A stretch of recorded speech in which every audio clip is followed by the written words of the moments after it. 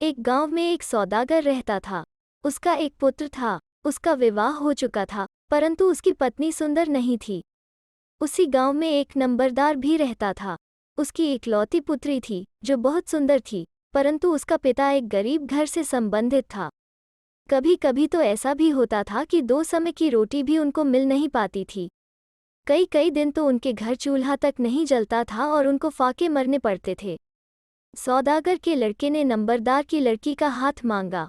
नंबरदार एक शर्त पर मान गया कि वो उसे खाना और दूसरे खर्चों के लिए धन दिया करेगा। अब नंबरदार की लड़की का विवाह सौदागर के लड़के के साथ हो गया। कुछ समय तक तो सौदागर 2 परिवारों का खर्च सहन करता रहा, परंतु सौदागर पर भी धीरे धीरे निर्धनता आनी आरंभ हो गई। एक दिन ऐसा भी आया कि उनको भी रोटी के लाले पड़ गए। अब लड़के को दोनों ओर से गालियां मिलने लगीं। एक दिन लड़के को एक तरकीब सूझी। वो उनको ननिहाल लेकर जाने का बहाना करके उन्हें साथ ले गया। मार्ग में रात घिर आई। पहली पत्नी और नंबरदार की लड़की दूसरी पत्नी दोनों बेफिक्री से सोई हुई थी। वो आप भी सो गया। जब अर्धरात्रि हुई तो लड़के ने एक के सिरहाने 2 धारी डंडा खड़ा कर दिया। अपने बिस्तर में कुछ लकड़ियां रखकर उस पर चादर डालकर स्वयं वहां से वापस चला गया। जब वो सुबह उठी तो देखा कि उनका पति कहीं भी नहीं है। वो रोती और पीटती रही, परंतु कुछ नहीं हुआ। अंत में नंबरदार की लड़की को एक उपाय सूझा। वो दूसरी को कहने लगी, बहन, या तो पुरुष बनकर मुझे रोटी खिलाओ अथवा मैं तुम्हें मेहनत मजदूरी करके खिलाऊंगी। दूसरी ने कहा, बहन, मैं तो बनिए की पुत्री हूँ, कद की छोटी और दिल की कमज़ोर हूँ, इसलिए तुम ही मेहनत मजदूरी करो। नंबरदार की लड़की ने पुरुषों वाले वस्त्र पहन लिए और हाथ में 2 धारी डंडा पकड़ लिया और वो एक शहर की ओर चल पड़ी।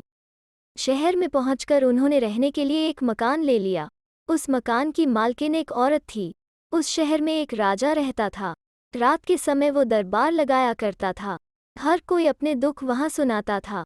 नंबरदार की लड़की, जो कि लड़का बना हुई थी, हर रोज रात को जाया करे और वापस आ जाया करे, चुपचाप बैठ जाया करे और चुपचाप ही वापस आ जाया करे, कोई भी बात न करे। एक दिन राजा ने अपने मंत्री को कहा, यहाँ एक अजनबी सा व्यक्ति आता है, परंतु वो बोलता कुछ नहीं। जैसे चुपचाप सा आता है वैसे ही चुपचाप सा चला जाता है। उसका अच्छी प्रकार से पता करना चाहिए। दूसरी रात उस व्यक्ति पर निगाह रखी गई। वो व्यक्ति वहां दरबार में आया तो वजीर उसे राजा के पास ले गया। राजा ने पूछा, भाई, तुम चुपचाप वापस चले जाते हो, कोई बात नहीं करते हो, क्या बात है? व्यक्ति ने कहा, मुझे मजदूरी करनी है, मुझे अपनी सेवा में रख लो। अब राजा ने उसे अपने घोड़ों को संभालने के लिए रख लिया।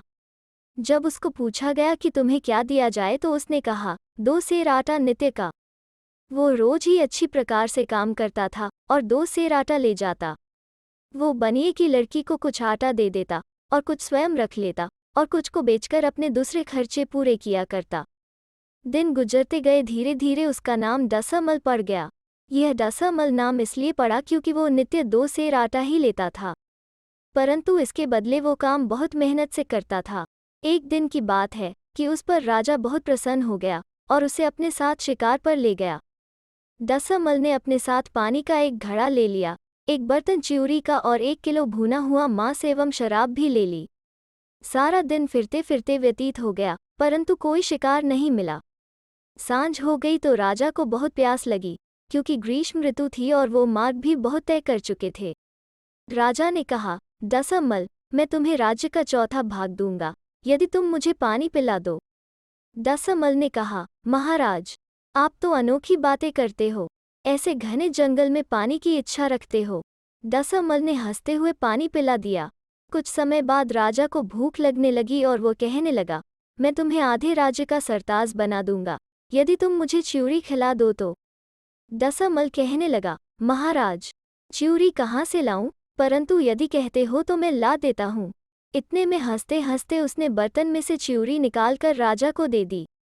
कुछ समय उपरांत राजा ने कहा, दसामल, मेरी एक बात पूरी कर दो तो मैं तुम्हें अपना वजीर बना दूंगा।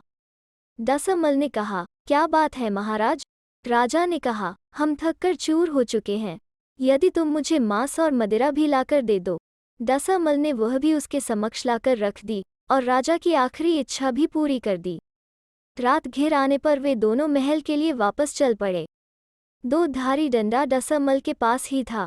मार्ग में उन्होंने एक वृद्धा देखी जो एक वृक्ष के पास खड़ी थी।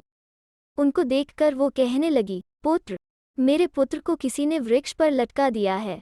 मैं उसका चेहरा देखना चाहती हूँ। ऐसा तभी संभव हो सकता है यदि तुम उसे उतार दो। दसमल ने उस पर तरस खाया और उसकी लाश उतारकर उसे सौंप दी। अब वो उसे खाने लग गई और डायन बन गई। दसमल ने दो धारी डंडा मारा और वो वहीं मर गई। उसके दो धारी डंडे में उस डायन के घाघरे का एक टुकड़ा फंस गया। वापस महलों में आकर उसने दो धारी डंडा बनिए की लड़की को दे दिया और कहा, यह टुकड़ा उतार मत देना। उनके सभी वस्त्र स्वर्ण चांदी में जड़ित हो गए और झिलमिल झिलमिल करने लग गए और अब वे काफी अमीर हो गए। उन्हीं दिनों की बात है, राजा ने नया विवाह रचाया। शहर की लड़कियां एकत्रित होकर रानी को देखने के लिए गईं। जब रानी को देखकर वो वापस जाने लगी तो उसमें से एक ने कहा, इससे सुंदर तो दसमल की पत्नी है जो स्वर्ण और चांदी के बने हुए सुंदर वस्त्र पहनती है। इस बात की भनक नई रानी के कानों में भी पड़ गई। बस फिर क्या था, वो चादर ओढ़कर लेट गई। राजा आया और कहने लगा, रानी, रानी, तुम क्यों लेटी हुई हो? रानी चुप रही। राजा ने फिर से कहा, रानी, तुम ऐसे क्यों लेटी हुई हो? रानी फिर चुप रही, कुछ न बोली। राजा ने फिर से पूछा, रानी, तीसरा वचन है। फिर रानी बोली, मैं तभी जीवित रह सकती हूँ यदि तुम मुझे दसमल की पत्नी जैसे वस्त्र लाकर दे दो। अब राजा ने उसी पल दसमल को बुलाया और कहा, अपनी पत्नी के जैसे वस्त्र लाकर दो, नहीं तो मैं तुम्हें जीवित कोल्हू में पिसवा दूंगा। दसमल घर आया और कहने लगा, मैंने तुम्हें कहा था न उतारना उस टुकड़े को, क्योंकि भूत चुड़ैल के कपड़े ऐसे जादू वाले होते हैं कि देखते ही देखते और ही कुछ बन जाते हैं। परंतु वो बेबस था। वो दो धारी डंडा लेकर शहर की तरफ चल पड़ा। जब शहर में गया तो बाहर एक चिता जल रही थी और उसके आसपास कुछ लोग बैठे थे। दसमल ने पूछा, भाई, रात हो गई, तुम यहाँ क्यों बैठे हुए हो? उन व्यक्तियों में से एक ने कहा, यहाँ के एक साहूकार के इकलौते पुत्र की मृत्यु हो गई है। हम इसलिए बैठे हैं क्योंकि कुंवारे लड़के के सिवे की लोग हड्डी निकालकर जादू टोना करते हैं। कहीं इस लड़के के सिवे के साथ भी वैसा ही न हो। दसमल ने कहा, तुम चले जाओ, मैं इसकी रखवाली करता हूँ। अब दसमल वहीं पर बैठ गया। आधी रात को एक दैत्य आया और बाईं कनिष्ठिका में से रक्त निकालकर छींटा दिया और लड़का जीवित हो गया। दसमल ने उसी पल दो धारी डंडा खड़ा करके दैत्य को मार डाला। वो उस जीवित लड़के को लेकर घर गया। उसने बहुत सी आवाजें लगाईं, परंतु घर का कोई सदस्य नहीं बोला। लड़के ने भी कई आवाजें लगाईं ताकि उसकी आवाज पहचान कर कोई दरवाज़ा खोल दे, परंतु किसी भी सदस्य ने दरवाज़ा नहीं खोला। अंत में साहूकार की छोटी लड़की उठी और उसने कहा, बेशक मुझे कोई मार डाले या खा जाए, मैं दरवाज़ा खोलती हूँ। लड़की ने दरवाज़ा खोल दिया और उसने अपने भाई और रात वाले व्यक्ति को देखा तो वो बहुत प्रसन्न हुई। अब उसने सभी घरवालों को उठा लिया और कहा, जो तुमने मांगना है मांग लो। यह सुनकर उसने कहा, मुझे नवविवाहिता लड़के की पत्नी के सुंदर वस्त्र दे दो और अपनी पुत्री का रिश्ता भी। दोनों बातें पूरी कर दी। वो लड़की को और वस्त्र लेकर आगे की ओर चल पड़ा। आगे एक लड़की बैठी हुई थी। वो उसको देखकर पहले हंसी और बाद में रोने लगी। दसमल ने इसका कारण पूछा तो उसने बताया, मेरे पिता एक दैत्य हैं, वो तुम्हें खा जाएंगे, इसलिए मैं रो रही हूँ। मैं इसलिए हंसी थी कि तुम्हारे जैसा सुंदर व्यक्ति मैंने आज तक नहीं देखा। फिर उसने इसका उपाय भी बता दिया। लड़की ने कहा, यदि दैत्य तुम्हें पूछे कि तुम कौन हो तो कहना कि मैं तुम्हारा दामाद हूँ। ऐसे ही हुआ। दैत्य आदम वो आदम करता हुआ आधम का। उसने आते ही पूछा, तुम कौन हो? इस पर दसमल ने उत्तर दिया, मैं तुम्हारा दामाद हूँ और तुम्हारी पुत्री को लेने के लिए आया हूँ। दैत्य ने फिर पूछा, तुम दहेज में क्या लोगे? यह सुनकर दसमल ने कहा, आप मुझे जादू की टूटी हुई चारपाई दे दो। अब दसमल लड़की और चारपाई को अपने घर ले आया। 3 औरतें तो वहीं रह गईं। स्वयं चौथी, जो लड़का बनी हुई थी, फिर से आगे चल पड़ी।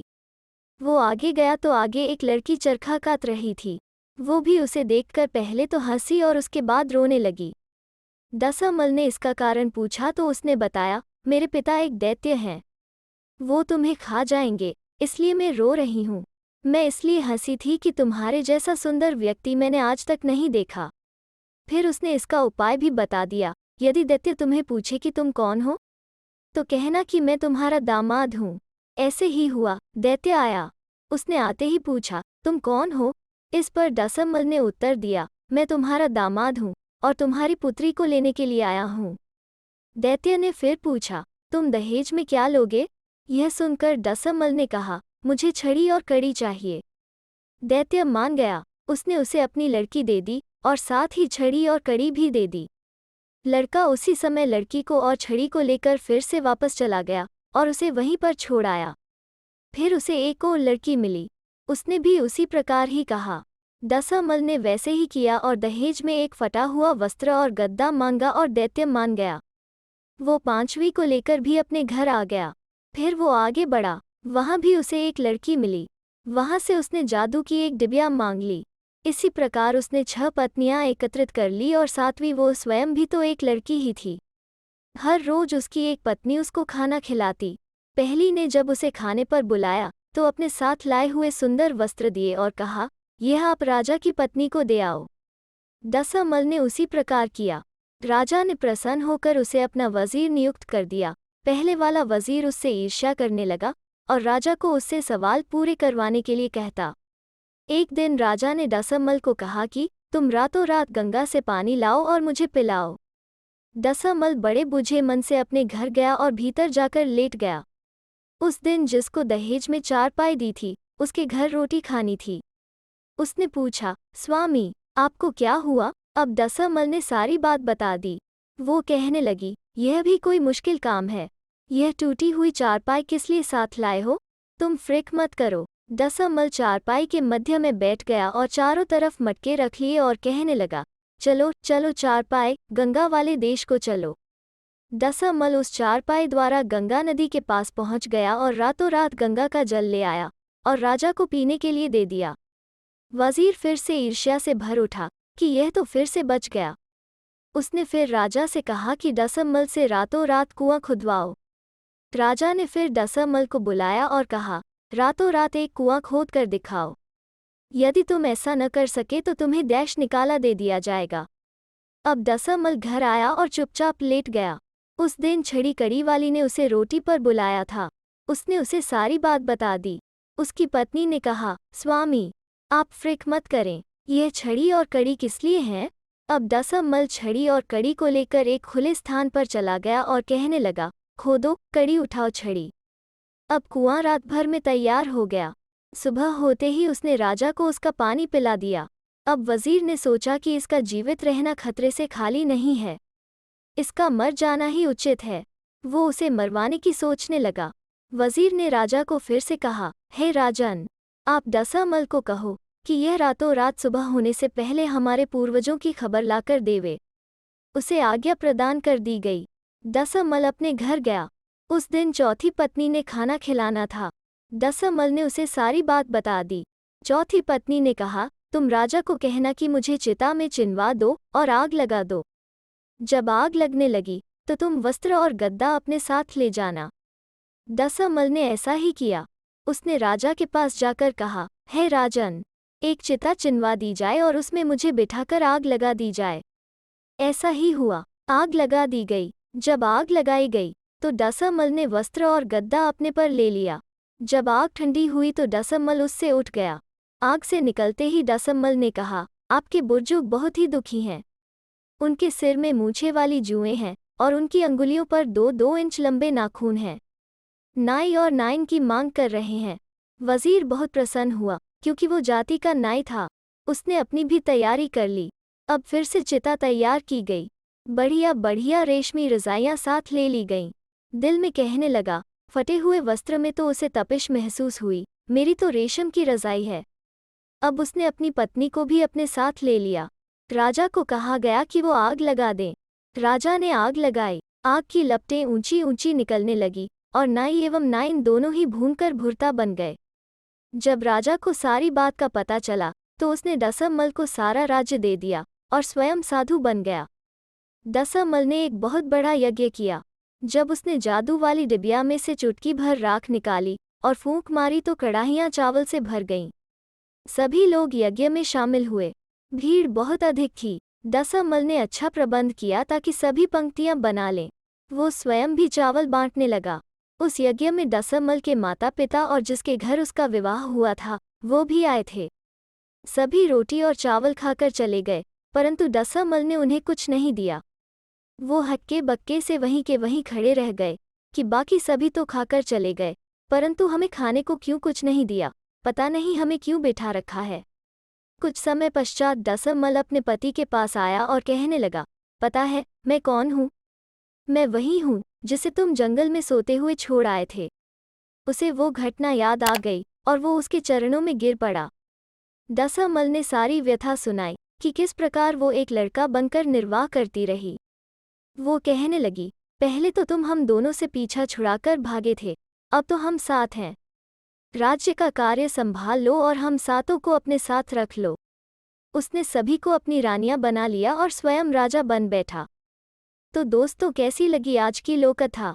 अगर अच्छी लगी तो लाइक और शेयर करें और चैनल को सब्सक्राइब करना ना भूलें। फिर मिलते हैं एक नई लोककथा पर।